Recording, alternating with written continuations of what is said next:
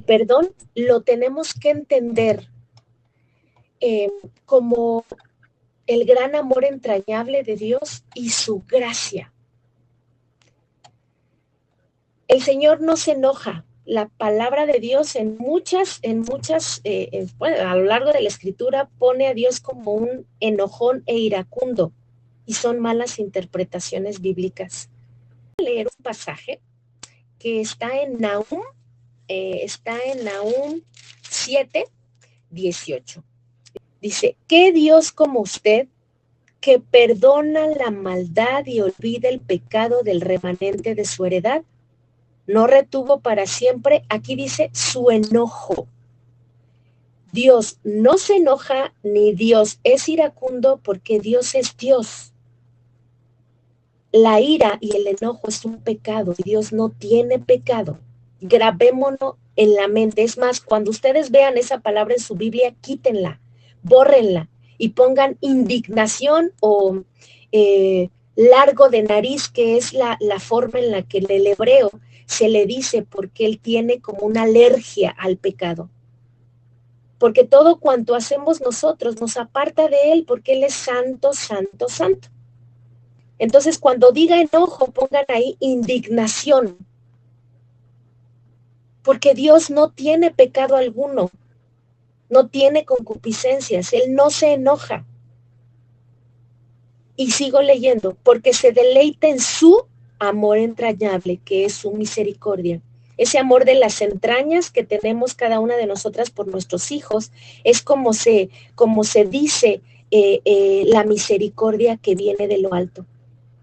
Y vuelve a decir: él volverá a tener amor entrañable, misericordia de nosotros, y sepultará nuestras iniquidades y las llevará a lo profundo del mar. Él ahí echará nuestros pecados.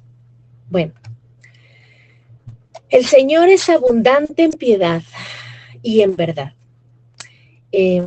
Tenemos que entender este pasaje que está en Éxodo 34, 6, 7, y lo voy a leer como originalmente se debe de leer en hebreo. Dice: Hashem es poderoso en amor entrañable y gracia, largo de nariz y abundante en piedad y verdad. El que guarda la piedad a millares, y nosotros siempre leemos, y perdona la iniquidad y la rebelión y el pecado, no tendrá por inocente al culpable. Toda nuestra Biblia donde dice perdón, Él perdona nuestra transgresión, la iniquidad, nuestros pecados, todos los pasajes que dicen, al igual que este que acabo de leer de Miqueas, amadas hermanas, ahí ustedes le van a poner levantar, porque en el hebreo original hay un verbo que es nasá, del cual empecé hablando, que nuestra hermana Lorgia también nos había comunicado en días. Este verbo en hebreo, amadas hermanas, significa levantar, porque perdonar en el hebreo es salaj, y donde viene esta palabra no está esa palabra hebrea. Entonces, cada que nosotros podamos, hoy tenemos que aprender para poder entender lo que Dios quiere decirnos constantemente. Este verbo o esta palabra que significa levantar es alzar, o significa alzar para soportar y llevar una carga.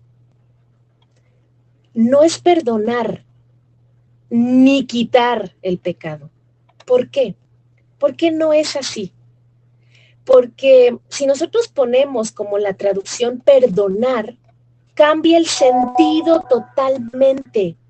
Cambia el sentido, porque el que ustedes o el que nosotras se nos diga perdón, Dios perdona, a nosotros nos hace como que exceptúa la culpa y nos exime de la responsabilidad de toda falta.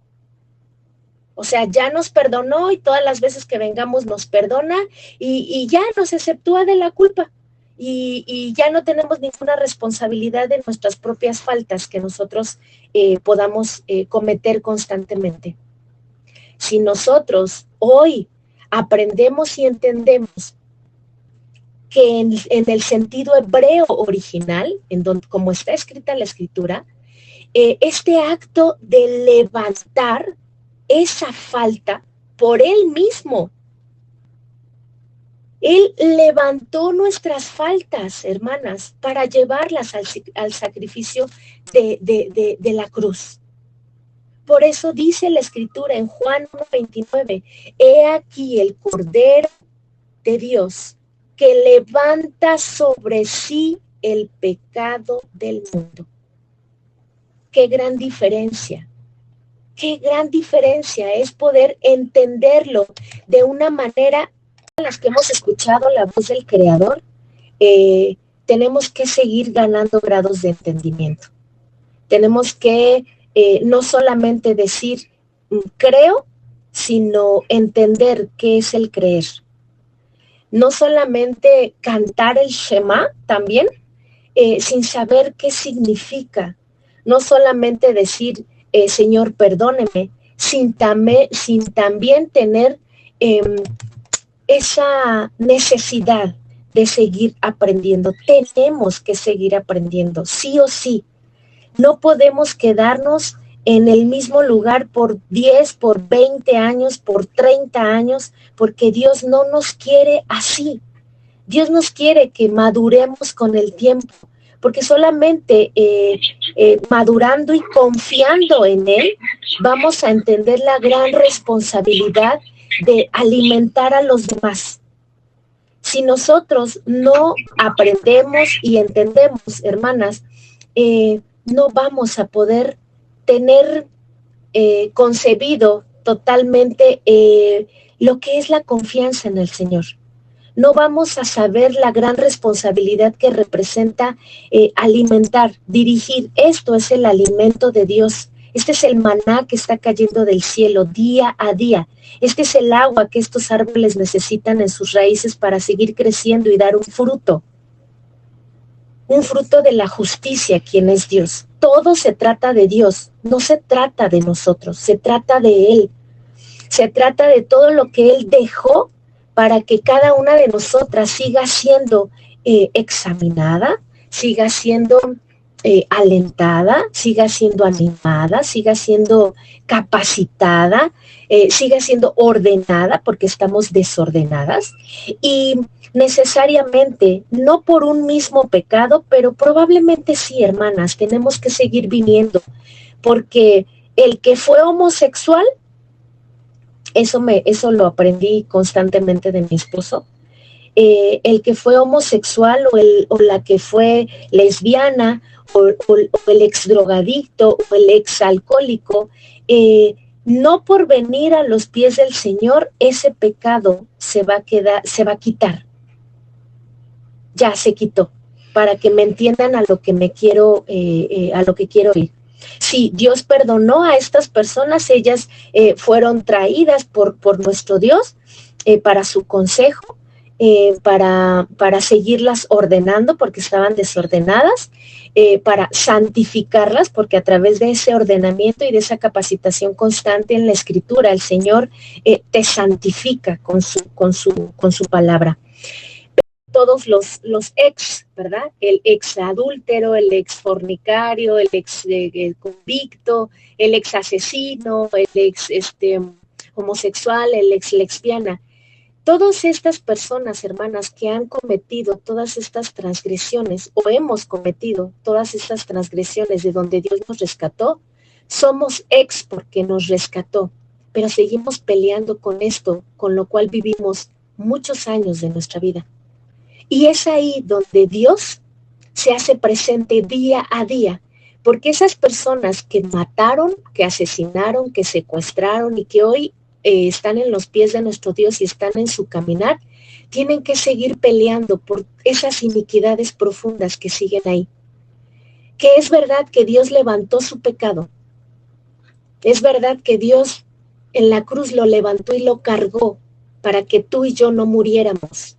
Él murió. Él se dio a sí mismo para levantar eso que se oponía a lo que ya estaba escrito, hermanas. Entonces, constantemente nosotros tenemos que seguir viniendo ante el trono de justicia y de gracia para entender, no solamente entender, sino aprender y después poder exhibir. Porque si no se aprende, hermanas, muchos pasajes bíblicos no sabemos muchas de nosotras de memoria, pero no los hemos entendido. Y si no los hemos entendido, no los vamos a poder llevar a la práctica. Este camino es un camino complicado. Lo vemos a lo largo de la Escritura, cómo caminó en el desierto, en el cual seguimos caminando nosotros. Y se equivocaron muchas veces. Muchas veces se estuvieron equivocando, mis hermanas. Aunque veían la gracia y la misericordia de Dios constante, se seguían equivocando, porque el pecado está en nuestros miembros. Por eso es que la Escritura está para ponerla en práctica. No solamente está para leerla como cualquier revista y como cualquier libro. No, la palabra del Señor impacta la mente, que es el corazón de todas nosotras. Tiene que irse quitando capa tras capa como esa cebolla, que es una capa y otra capa y otra capa y otra capa. Así estamos desde la infancia. Mi hermana decía que tuvo una niñez y una adolescencia tortuosa y una adultez de la misma manera. Y cada una de nosotras tenemos una edad. Y cuando nacimos éramos una esponjita. Éramos una cebollita que apenas se va formando, pero conforme fuimos creciendo, todas esas capas de maldad de lo que fuimos aprendiendo en este mundo se fueron gestando. Esas mismas capas que hoy nos hacen una cebollota en nuestra mente, se tienen que ir quitando. Así como se fueron formando, Dios las tiene que ir quitando. Hasta que todo esto, mis hermanas, termine. Cuando Él regrese, y entonces sí haya una circuncisión total de nuestro corazón, que Él la va a hacer. Que Él va a quitar, va a transformar todo lo que hoy todavía somos en lo que Él quiere que seamos. Así es que este tema lo grabaré, se los enviaré porque ya es tarde y todas tienen cosas que hacer, pero por favor no tomen la oración como algo vano. Al contrario, hermanas, véanlo como la gran oportunidad que Dios nos otorga de venir a su encuentro. Recuerden que el mundo no le tiene. El mundo está triste y dice la Escritura que la tristeza del mundo lleva a muerte, pero la tristeza que es según Dios lleva a arrepentimiento. Cuando nosotros estamos tristes o angustiadas o deprimidas o ansiosas o estamos enfrentando un pecado, un vicio, cualquiera que este sea, venimos constantemente para que el Señor nos levante y nos fortalezca. Por eso es que tenemos que venir, porque les he dicho, la oración, más que procurar una intervención divina, un milagro de lo alto, lo que busca en nosotras es la pasividad de la carne, con la cual tenemos que seguir peleando. En la Biblia hay muchos el ex endemoniado, la ex ramera, el ex mentiroso, el ex ratero, pero el Señor, con su palabra que impacta, que transforma, los hizo un ex. Todas las que estamos aquí somos ex convictas de algo. Y tenemos que seguir avanzando, porque es el ejemplo que Dios nos da a través de su promesa.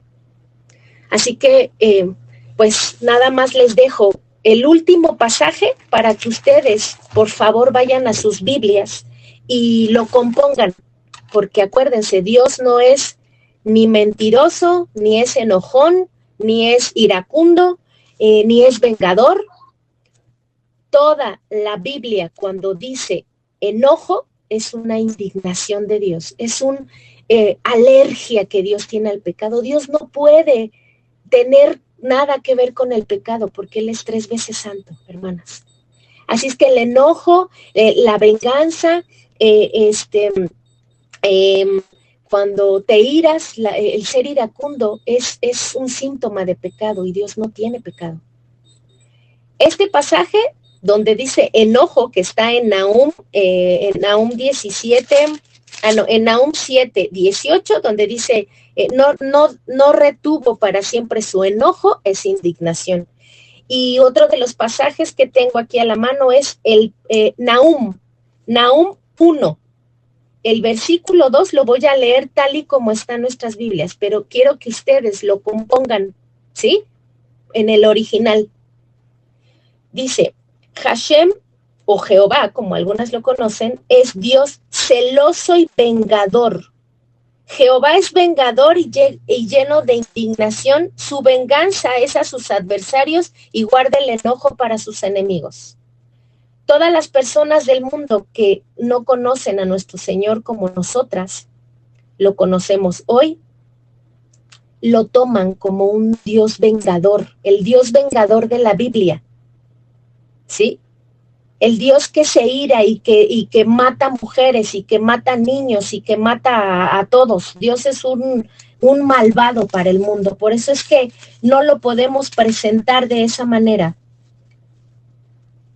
Dios no mata, hermanas. Todo juicio que Dios hizo en la palabra de Dios a toda la gente de aquel tiempo que murió fue una sentencia por un juicio justo con respecto a lo que ellos hicieron. Les voy a decir cómo dice ese pasaje de Nahum 1:2 en el original. De hecho, el título de Nahum dice la ira vengadora de Dios. Nada más imagínense eso.